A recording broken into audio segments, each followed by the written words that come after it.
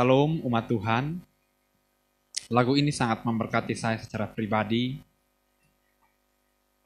bahwa Tuhan adalah kota benteng dan gunung batu saya, tempat perlindungan saya.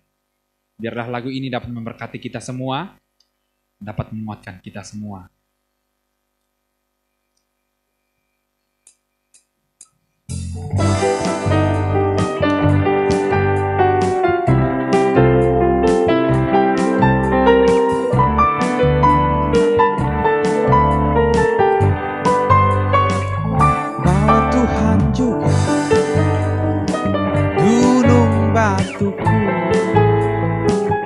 Bahwa Tuhan juga kota bentengku, bahwa Tuhan juga penolongku, yaitu Allahku dan gunung batuku. Bahwa Tuhan juga, bahwa Tuhan juga gunung batuku, juga kota bentengku, bahwa Tuhan juga penolongku, yaitu Allahku dan gunung batuku. Aku percaya akan Dia, Dia perlindungan. Aku percaya akan Dia, tanduk selamatku. Aku percaya akan Dia, Dia sang perisaiku, tempat perlindungan yang tinggi. Aku percaya akan Dia, Dia perlindungan. Aku percaya akan Dia, tanduk selamatku. Aku percaya akan Dia, Dia sang perisai, tempat perlindungan yang tinggi, tempat perlindungan yang tinggi, tempat perlindungan yang tinggi. Amin.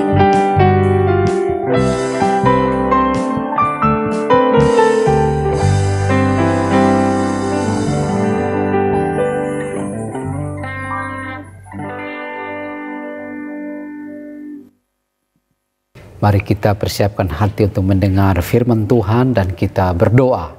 Tuhan, kami siap mendengar firman-Mu, adalah roti hidup, menjadi makanan yang memberi kekuatan, kesehatan bagi kami.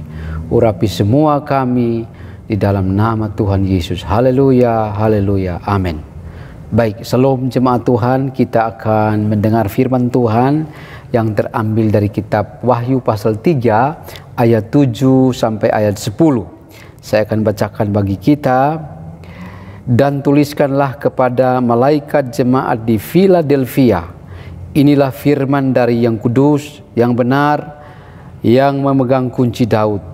Apabila ia membuka, tidak ada yang dapat menutup. Apabila ia menutup, tidak ada yang dapat membuka. Aku tahu segala pekerjaanmu.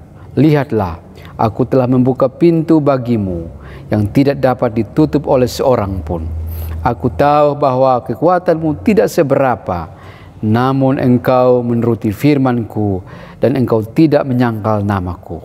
Lihatlah, beberapa orang dari jemaah iblis, yaitu mereka yang menyebut dirinya orang Yahudi, tetapi yang sebenarnya tidak demikian, melainkan berdusta, akan kuserahkan kepadamu. Sesungguhnya aku akan menyuruh mereka datang dan tersungkur di depan kakimu dan mengaku bahwa aku mengasihi engkau. Karena engkau menuruti firmanku untuk tekun menantikan aku, maka aku pun akan melindungi engkau dari hari pencobaan yang akan datang atas seluruh dunia untuk mencobai mereka yang diam di bumi. Penurut firman, baik Hari ini kita sudah mendengar firman Tuhan yang disampaikan terkhususnya kepada jemaat Tuhan di Philadelphia. Pesan Tuhan melalui Rasul Yohanes, yaitu Tuhan sampaikan supaya Yohanes harus menulis pesan ini kepada pemimpin atau malaikat jemaat yang ada di gereja di Philadelphia. Kenapa firman Tuhan ini harus ditulis? Supaya jangan dilupakan, sebab manusia kadang lupa dan kadang bisa cepat lupa dan meninggalkan semua pesan-pesan penting.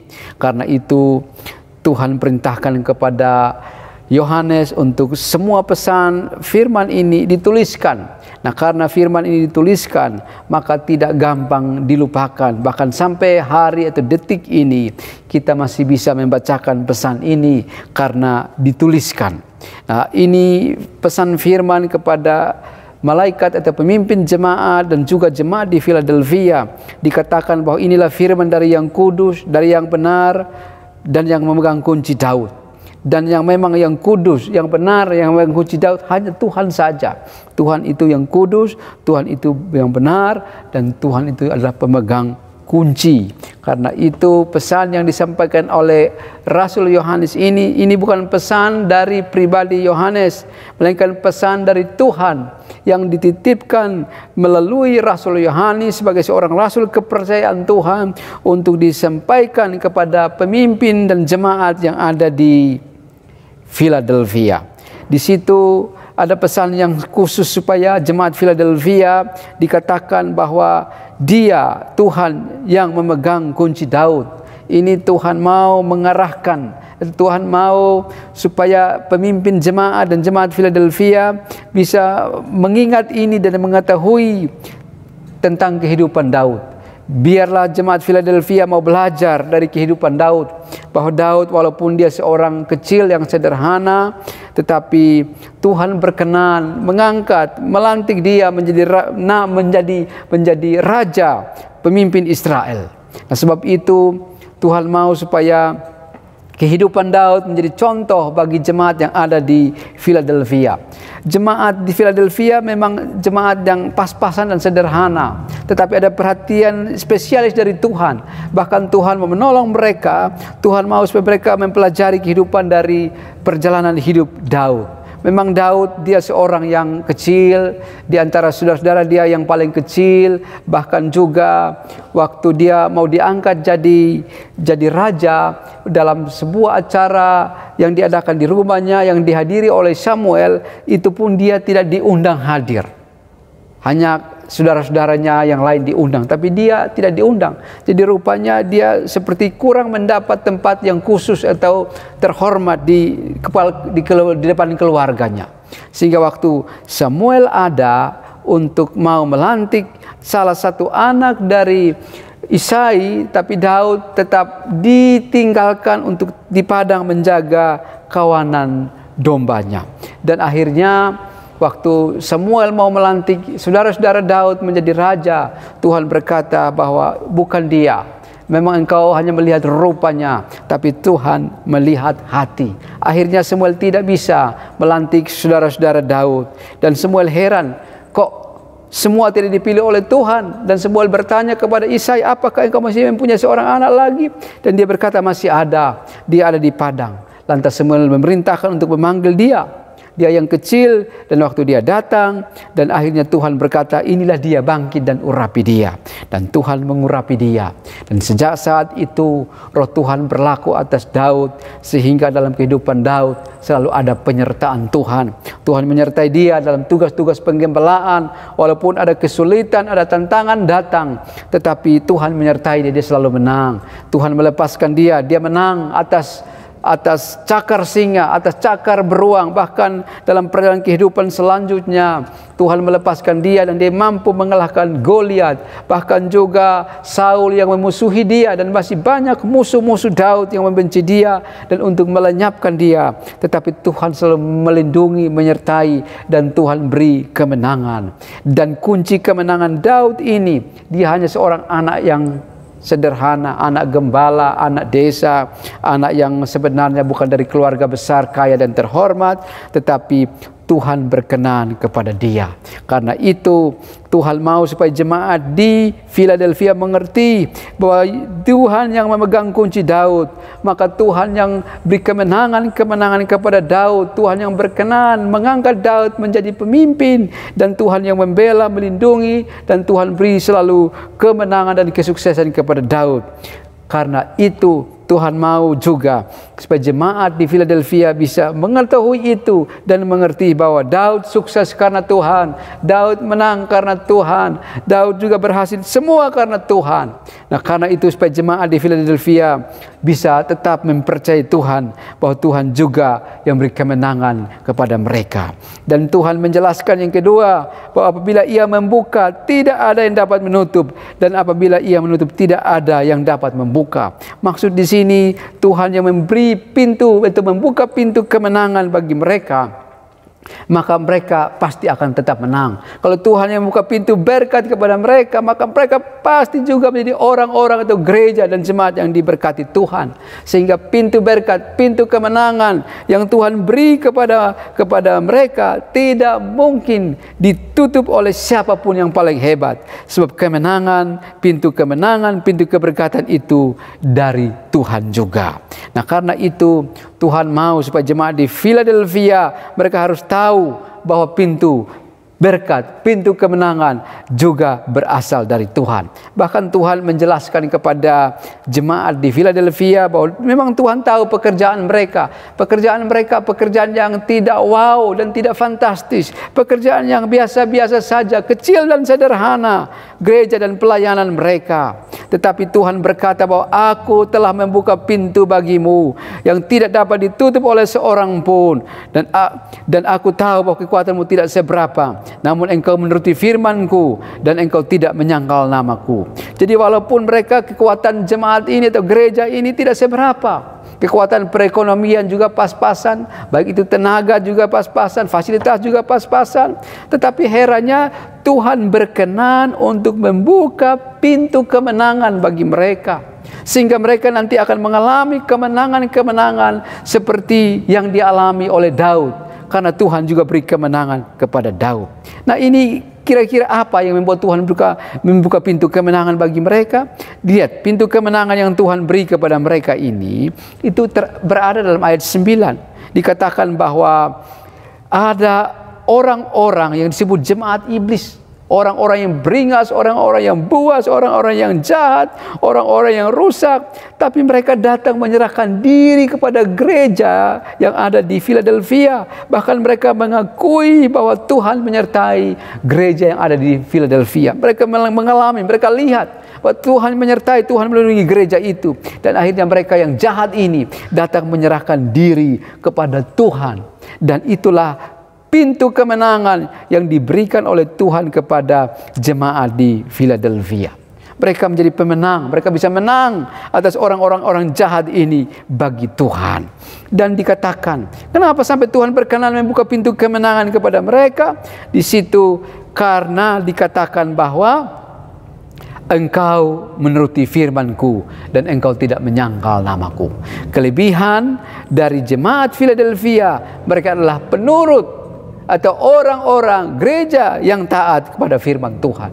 Nah, karena mereka taat kepada firman Tuhan itulah, maka Tuhan membuka pintu kemenangan kepada mereka. Saya teringat kalau kita mengacu kepada kehidupan Daud yang tadi menjadi contoh teladan bagi gereja yang ada di Philadelphia. Di dalam kitab Kisah Rasul 13 ayat 22, di situ dikatakan setelah Saul disingkirkan, Allah mengangkat Daud menjadi raja mereka. Tentang Daud, Allah telah menyatakan, Aku telah mendapat Daud bin Isai, seorang yang berkenan di hatiku dan yang melakukan segala kehendakku. Kita bisa mendengar di sini penjelasan dari Lukas dan juga dari hamba-hamba Tuhan penulis Alkitab. Dikatakan bahwa Saul itu disingkirkan Allah. Kenapa sampai Saul disingkirkan? Padahal Saul itu orang yang hebat. Secara fisikal dia orang yang tertinggi, bodinya cukup luar biasa di antara anak-anak bangsa. Bahkan di antara keluarganya dia adalah anak dari orang tua yang kaya raya. Artinya mereka orang besar dan terhormat. Tapi dia disingkirkan Tuhan karena dia tidak suka taat, tidak menjadi penurut akan firman Tuhan. Sehingga Allah harus berkenan mengangkat Daud menjadi raja. Bahkan tentang Daud dalam ayat ini dikatakan bahwa Tuhan sudah mendapatkan Daud bin Isai, seorang yang berkenan di hatiku. Karena apa? Dikatakan, dan yang melakukan segala kehendakku.